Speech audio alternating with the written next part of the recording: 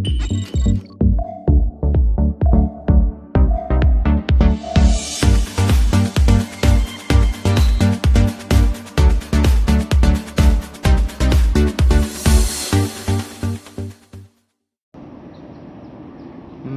जय श्री राम।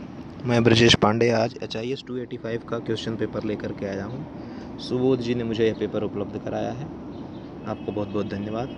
तो हम लोग सबसे पहले देखते हैं विविधतापूर्ण एकता।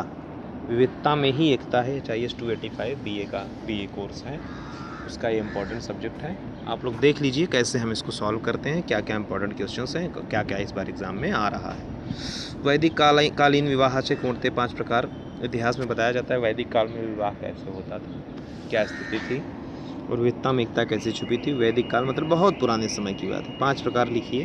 गंधर्व विवाह, हाँ इस तरह के विवाह जो होते थे उनका डिटेल इसमें है। अगला है वारकरी संप्रदायाची 5 वैशिष्ट्य। भगवान श्री विठल स्वामी पंढरीनाथ के जो संप्रदाय हैं वारकरी संप्रदाय, उनकी 5 विशेषता। 5 पूछ रहा है, 8-10 लिखिए, क्योंकि आप लोग तो वारकरी संप्रदाय को जानते ही हैं। महाराष्ट्र वासियों से बढ़िया कौन जान सकता है। संसदीय लोकशाही चे मर्म कशात आहे। लोकशाही का मर्म किस में है, किस चीज़ में है, किस चीज़ से है, वो लिखिए आप। पुरातत्वीय साधने कोणती, कौन कौन से साधन है पुरातत्वीय, उनको लिखिए। और साधना विषय थोड़क्यात, मतलब उस साधन के विषय में थोड़ी जानकारी दीजिए। साधनों का नाम लिखिए, फिर उनके बारे में जानकारी दीजिए। अगला है आर्य समाजाचे सामाजिक कार्य। आर्य समाज पहले लिखिए क्या है, फिर उसके सामाजिक कार्य लिख करके कंप्लीट करिए। ये हो गए 5 क्वेश्चन। 5 में से 4 करना है। टोटल पेपर 80 मार्क का है। 80 में से आपको कम से कम 32 मार्क लाने हैं थियरी में, 8 मार्क लाने हैं प्रैक्टिकल होम असाइनमेंट में। तो आप 32 तो पा ही जाएंगे इसमें, लेकिन केवल 32 पाने के लिए मैं वीडियो कभी नहीं बनाता हूँ। 80 में 80 पाने के लिए मैं इतना हिंट दे दे रहा हूँ। थोड़ा बहुत आप लोग पढ़े होंगे, 50-60% इससे आएगा, 30-40% आप लोग पढ़े होंगे। हो गया कवर अपना। 1-2 क्वेश्चन छोड़िएगा नहीं, अपने विचार से कुछ ना कुछ लिखिएगा जरूर। मुस्लिम परंपरेतील सण उत्सवाचित। मुस्लिम परंपरा में आपके बुक में जो भी सण उत्सव दिया गया उनके बारे में आप लोग लिखिए। ब्रिटिश राजवटीचे भारतावर झालेले 5 बड़े वाईट, अच्छे और बुरे परिणाम क्या हुए। ब्रिटिश राज के देखो भाई, अच्छे परिणाम तो हमें कुछ नहीं लगते हैं, बुरे परिणाम हैं। जरूरी नहीं कि आपको जो बुक में दिया गया है वो लिखें, आप अपने विचार प्रस्तुत कर सकते हैं कि भाई मेरे हिसाब से ऐसी ऐसी चीज़ें हैं। कि इतिहासकार जो लिखे वही तो माना जाता है, और इतिहासकार कौन, हम ही आप में से तो कोई एक इतिहासकार है। अगर आपको लगता है इतिहास में जुड़ी हुई कोई घटना गलत है, गलत तरीके से हम सबके सामने परोसी जा रही है, तो आप बिल्कुल इतिहासकार बनिए और उसकी सत्यता को सबके सामने लाइए, और आप भी प्राइज़ और अवार्ड के अधिकारी बने। महाराष्ट्रात कोणकोणता ग्राम देवताचे महत्व है। भाई देखो, सभी ग्राम देवता का महत्व है। जिनका नाम बुक में दिया गया उनको लिखिए, या जिन ग्राम देवता को आप जानते हैं उनका भी वर्णन कर सकते हैं। ठीक है, ग्राम देवता, कुल देवता, देव देवता, इन सब का वर्णन आप करिए महाराष्ट्र में। मैं तो कहूँगा अगर पूरी बुक भी भर डालोगे तो भी कम पड़ेगा, इसलिए आप लोग देख करके जिनका वर्णन करना चाहें करिए। उपासना पद्धति कोणकोणत्या क्रियांचे, उपासना में क्या क्या होता है, नियम, आसन, ध्यान, प्राणायाम, ये सब चीज़ें हैं। और क्या क्या पद्धति बुक में क्या दिया है आपकी पुस्तक में लिखिए। कोणत्याही 5 बलुतेदारांचे कामे, किसी 5 बलुतेदार का काम आप लिख दीजिए, उनका नाम और उनकी व्यवस्था। हो सके तो ईस्वी सन ये सब याद है तो लिखिए, आपको वेटेज मिलेगा, अच्छे मार्क मिलेंगे। अच्छा, पता है मार्क कम क्यों मिलता है? क्योंकि एग्जामिनर जिस क्वेश्चन जो पूछा है उतना ही बता दिए तो मार्क कभी फुल नहीं पाओगे। उसके बियॉन्ड, उसके आगे जाओ। जैसे मैंने बोला मुझे भोजन करने की इच्छा है, आप भोजन लेकर के आए, और किसी ने बोला भोजन करने की इच्छा है, मैं उसके सामने दूध, दही, छाछ, घी, मिठाई, सेवई, लस्सी, पूड़ी, कचौरी, बहुत सारे आइटम लेके खुश होगा कि नहीं होगा? उसने तो केवल भोजन मांगा था ना, लेकिन आपने दिया ना, वो भी तो भोजन। इसी तरह से पुस्तक में क्या मांग रहे हैं आप, एग्जामिनेशंस में क्या पूछ रहा है, उससे कितना बढ़िया से बढ़िया चीज़ दे रहे हैं ये डिपेंड करता है। वैदिक परंपरा कोणत्याही 5 सण। वैदिक परंपरा में कौन कौन से उत्सव हैं उनको लिखो, अच्छे से लिखिए, खूब दिल लगा कर। एक क्वेश्चन पेपर मेरा वीडियो देखते एक बार खुद से पेपर सॉल्व करो लिख करके, इसका स्क्रीनशॉट ले लो, वीडियो डाउनलोड करके लिखो एक बार। फिर लिखने के बाद देखो एग्जाम में आएगा तो मैं कैसे, लेकिन बच्चे डरते हैं, वो अपने आप को असेस नहीं करना चाहते। भाई अगर डरोगे तो कहाँ से 80% 90% लाओगे। समाजाचार जड़न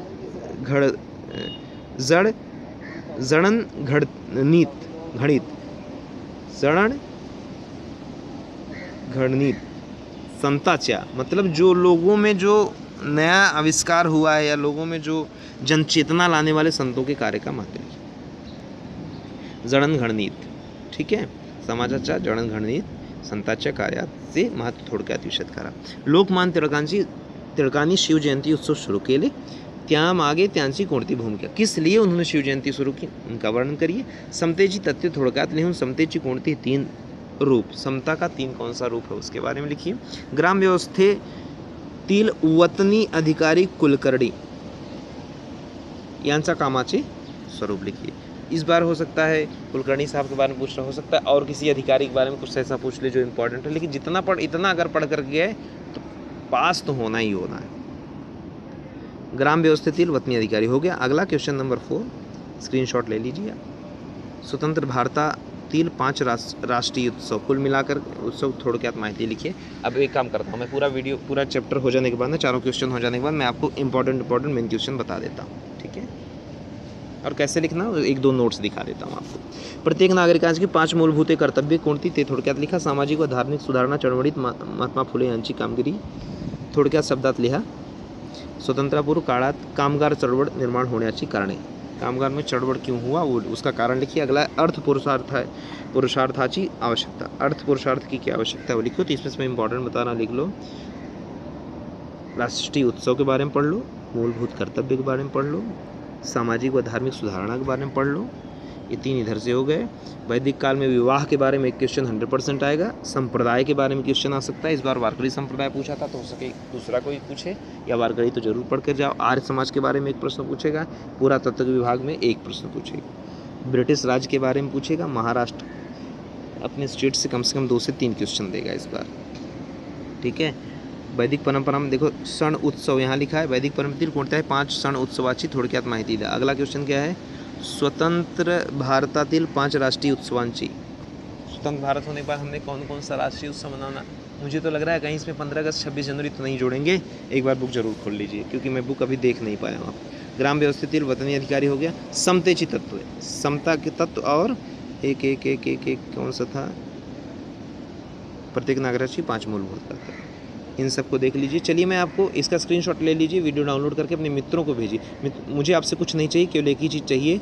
यह जो वीडियो देख रहे हैं, कम से कम आप 2, 3, 5 व्हाट्सएप ग्रुप में भेजेंगे अपने मित्रों को, और 5 मित्रों को इंडिविजुअल भेजेंगे ग्रुप के बाद भी, और एक फेसबुक पर जाकर पोस्ट करेंगे. इतनी मेरी इच्छा है आपसे. HIS 285 credit goes to Subodh ji. चलिए देखते हैं कैसे क्वेश्चन पेपर आप लिखेंगे. लिखने से आपको आइडिया आ जाएगी, ताकि आप बढ़िया मार्क स्कोर कर सकें. विविधेतून एकता, HIS 285.